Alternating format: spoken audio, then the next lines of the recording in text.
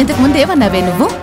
ఈ ఇంటిని బస్ రూట్లని కట్నంగా అడుగుతారన్నావు కదా, కానీ ఏమైనా అడిగారా?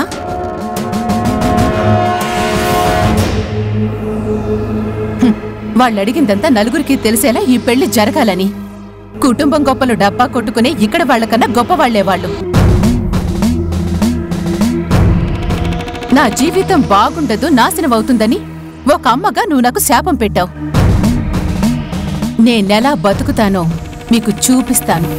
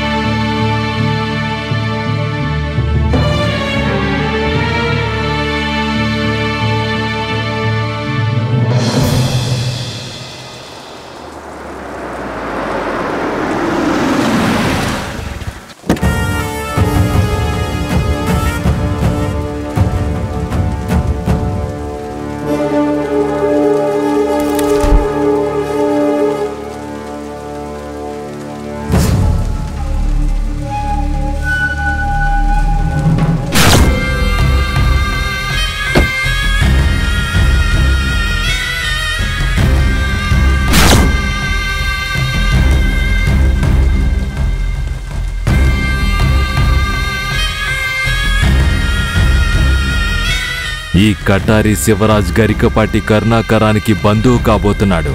ఇదే కాలం ఆడుకునే ఆట.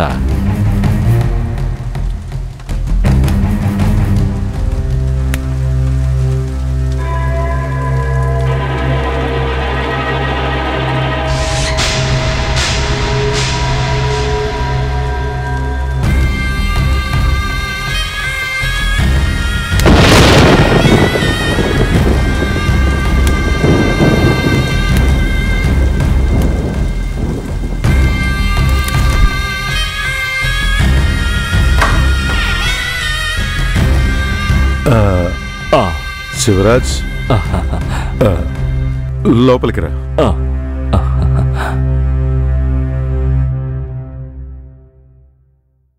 కూర్చో శివరాజ్. ముందు మీరు కూర్చోండి సార్. ఏర్పాట్లు ఎంతవరకు వచ్చాయి సార్? వంట వాళ్లతో మాట్లాడాలి, ఇంకొన్ని సామాన్లకి లిస్ట్ రాయాలి.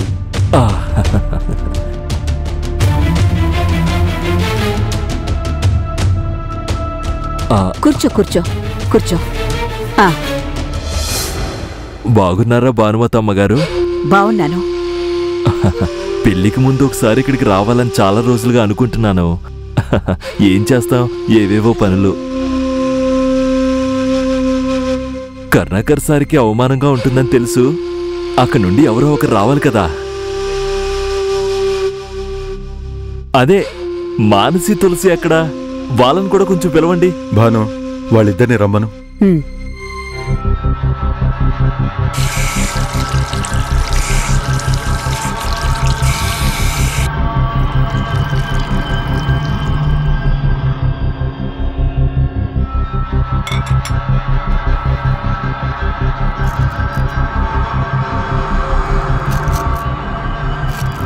తులసి, ఎవరొచ్చారమ్మా? ఆ కటారి శివరాజు. ఆయన ఎందుకొచ్చాడు? బంధువులు కాబోతున్నారు కదా, అందర్నీ ఒకసారి చూడాలట. నువ్వు దాంతో పాటు వెళ్ళి చూడు, నేను టీ పెడతాను. నేనెందుకెళ్ళాలి? అక్కని వెళ్ళమని చెప్తాను. మిమ్మల్ని ఇద్దరిని ఒకసారి చూడాలని అతను అంటున్నాడు. మళ్ళీ ఆ సాకుతో ఇంకో గొడవద్దు. నువ్వు దాన్ని తీసుకుని వెళ్ళు.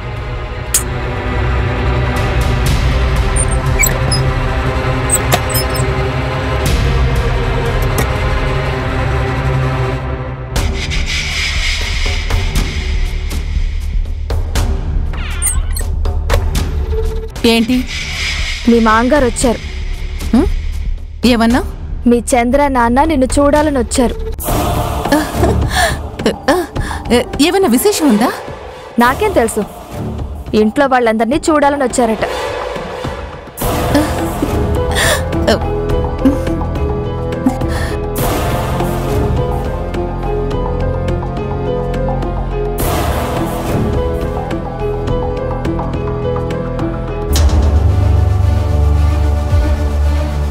ఈ జనానికి ఊరికే మాట్లాడడం తప్ప వేరే పనేముంది? రేపు పెళ్ళయ్యాక అందరు నోళ్ళు మూతపడతాయి. కలిసి ఉండాల్సింది మన పిల్లలు కదా. తీసుకోండి. ఓ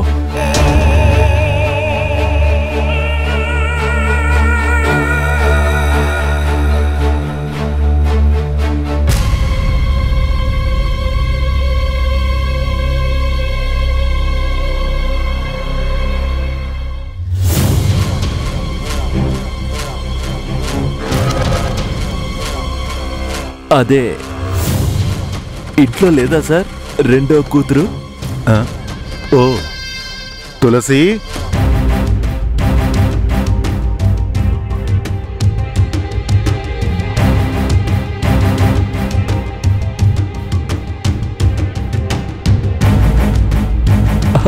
రామ్మా, దగ్గరికి రామ్మా. ఇప్పటికి కుదిరిందమ్మా మీ ఇంటికి రావడం.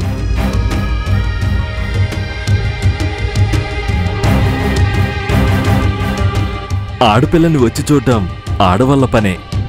నీకు తెలుసు కదా వాడి తల్లి ఎప్పుడో కాలం చేసిందని. నువ్వు అక్కడికి వస్తే నీకు హారతిచ్చి స్వాగతం పలకడానికి అత్తగారు కూడా లేదు. ఇక నువ్వే కటారి ఇంటికి గృహలక్ష్మివి.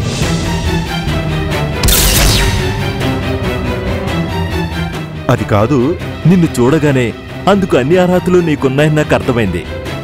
నా కొడుకు ప్రేమించింది ఎంత పద్ధతైన పిల్లనో నేనిప్పుడు అర్థం చేసుకున్నాను. అది నీలాంటి అమ్మాయే కోడలిగా మా ఇంటికి రావాలి.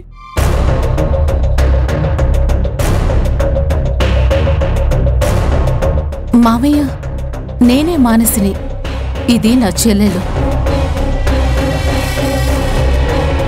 అంటే నువ్వు మానసి కదా? నేను తులసిని. ఆ.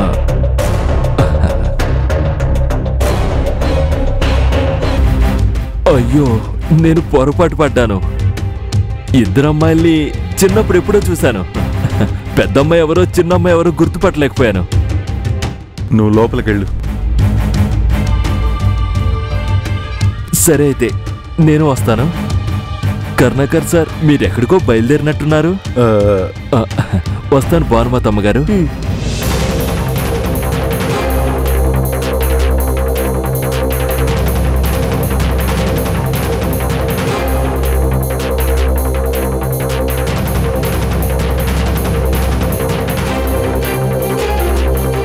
పెళ్లి రోజైనా వర్షం పడకుండా ఉంటే బాగుంటుంది. వస్తాను కర్ణాకర్ సార్. సరే సరే.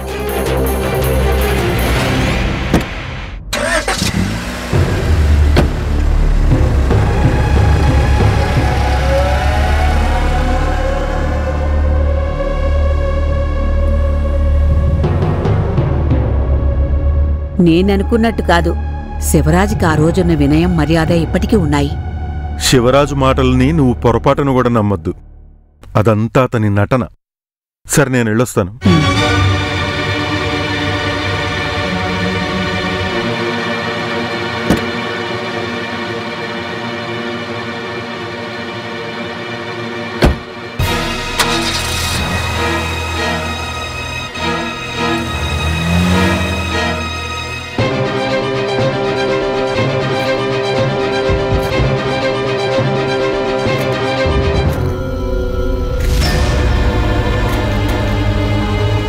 చంద్ర వాళ్ళ నాన్న వచ్చినప్పుడు నువ్వెందుకు వచ్చావే అక్కడికి?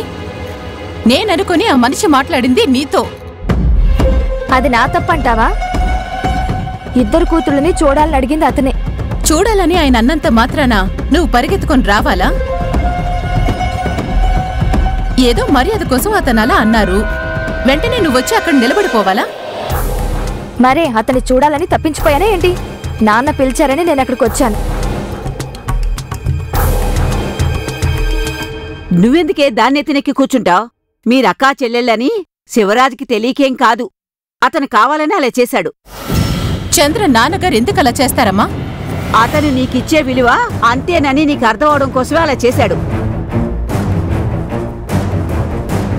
అతను ఎలాంటి స్థాయి వాడైనా నీ గురించి బాగానే తెలుసుకున్నాడు. అతని కొడుకుతో పాటు ఒక రాత్రి పగలు గడిపిందానివి కదా నువ్వు. అదతని మనసులో ఉండకుండా ఉంటుందా? చంద్ర నాన్నగారేదో పొరపాటు పడ్డారని చెప్పి ఇప్పుడు నువ్విలా వస్తున్నావా? నువ్వు అలాగే అనుకోవే. నీకా ఇంట్లో ఉండబోయే స్థానమేంటో నాకు అర్థమైపోయింది. లేకపోతే కొడుకు చేసుకోబోయే పిల్లెవరో తెలిసి కూడా అతను ఇలాంటి నాటకం వేస్తాడా? నా లెక్కెప్పుడు ఇప్పటి వరకు తప్పలేదే. నీకు శాపనార్థాలు పెట్టేది నువ్వు నాశనం అయిపోతావేమోనని భయపడ్డం వల్లే.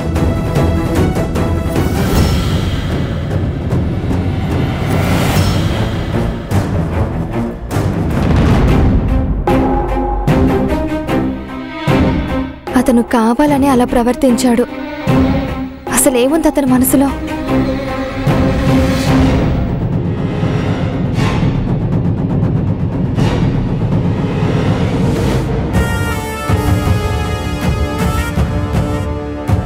నువ్వెందుకు నాన్న వాళ్ళ ఇంటికి వెళ్ళావు?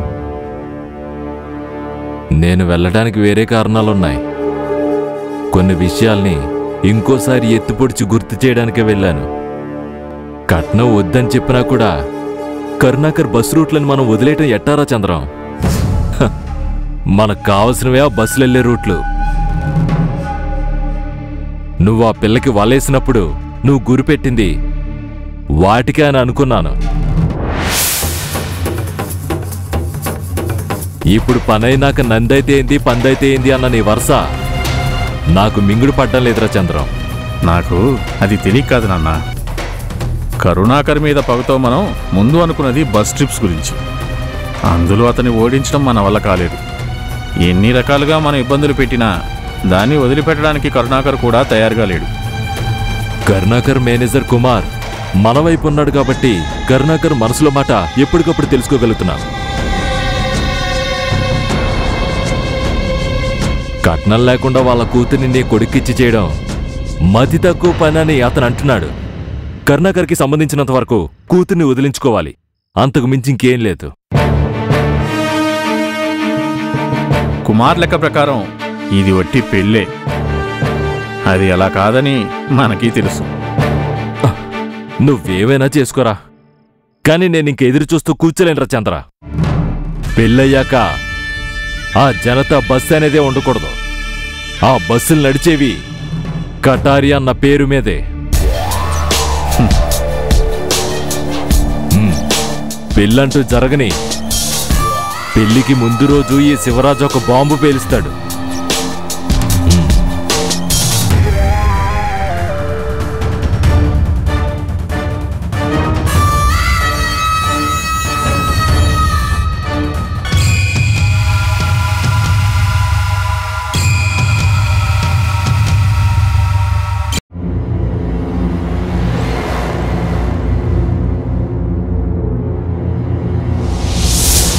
మీ అమ్మాయి వీడియో క్లిప్స్ ఫొటోసు నా ఫోన్లో ఉన్నాయి. ఊరికే దాన్ని నేను కొడైకెనాల్ తీసుకుపోయానా?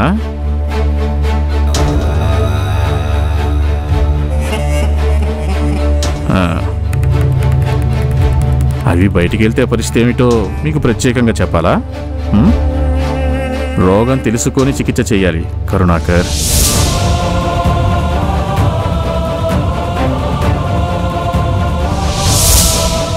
మానసిని చంద్రకిచ్చి పెళ్లి జరిపించడమే మిగతా ఇద్దరు పిల్లల భవిష్యత్తుకి మంచిది.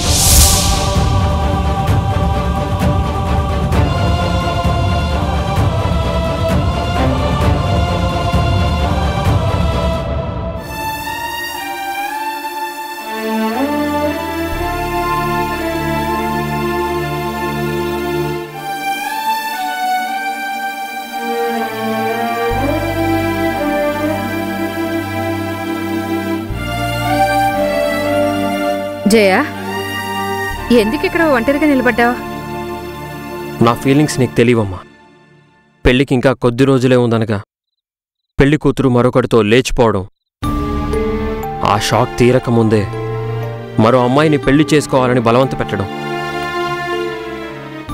నాకు ఒక మనసుందన్న విషయం నువ్వు మర్చిపోయావమ్మా. కానీ ఆ షాక్ నుండి బయటపడాలనే కదా మనం ప్రయత్నిస్తున్నది. దాని గురించి ఆలోచిస్తూ కూర్చుంటే మనసులో నుండి ఆ గాయం ఎప్పటికి మారుతుంది? ఎప్పటికైనా నువ్వు పెళ్లి చేసుకోవాలి కదా. అది ఎంత త్వరగా జరిగితే అంత మంచిది. అది గరికిపాటి వాళ్ళ మీద ప్రతీకారం ఏం కాదు. రేపు మనం అక్కడికి వెళ్ళి పద్ధతిగా అమ్మాయిని చూసొస్తున్నాం. అన్ని విషయాలు సుధా అనే వాళ్ళకి పూర్తిగా చెప్పేశాడు. వాళ్ళకి ఇందులో అవమానమేమీ లేదు. జయకృష్ణతో మా అమ్మాయి పెళ్లి జరగాలని రాసుంటే మా అమ్మాయికి వేరే సంబంధం ఎలా కుదురుతుందని అమ్మాయి తండ్రి అడిగారంట. ఈ విషయాన్ని మనం అలాగే ఆలోచించి చూడాలి. నీకు ఆ అమ్మాయితోనే రాసి పెట్టినట్టుంది జయ. లేకపోతే మళ్ళీ మీ నాన్న తులసి కోసం అడుగుతూ గరికిపాటింటికి వెళ్ళి అవమానపడి తిరిగొస్తారా?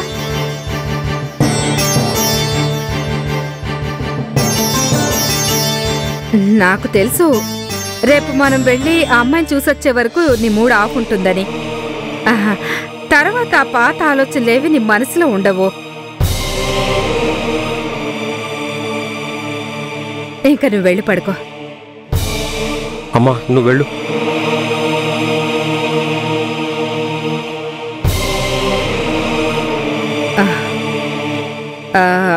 రేపు 10ంటికి మనం అక్కడికి వెళ్తున్నామని నేను సుధా అన్నయ్యకి చెప్పాను. సమయానికి నువ్వు రాను అనకూడదు.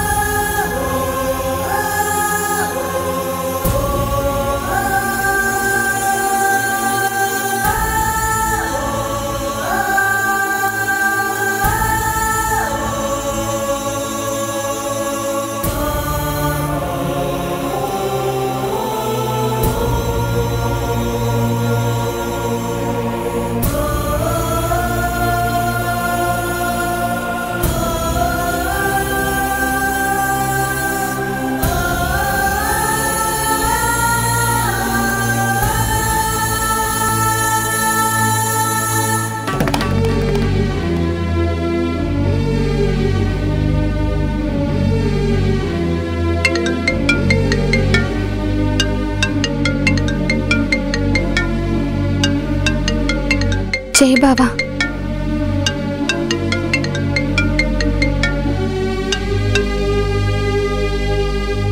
జై బావా. తులసి నీ నిర్ణయంలో ఏదైనా మార్పు ఉందా అని తెలుసుకుందామని ఫోన్ చేశా. ఇక నేను ఇంకోసారి నీకు ఫోన్ కూడా చేద్దాం అనుకోవట్లేదు. ఇప్పటికైనా సరే నీ నిర్ణయం చెప్తావా లేదా? నేనది మీకు ముందే చెప్పాను కదా బావా. నన్ను క్షమించే మనసు మీకుందని అనుకుంటున్నాను. నేను క్షమించాలా?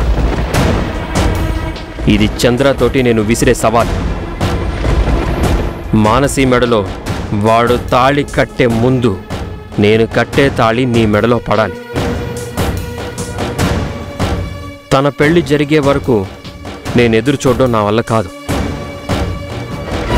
నువ్వు దీనికి తయారుగా ఉంటే రేపు నీకు నాకు రిజిస్టర్ మ్యారేజ్ జరుగుతుంది.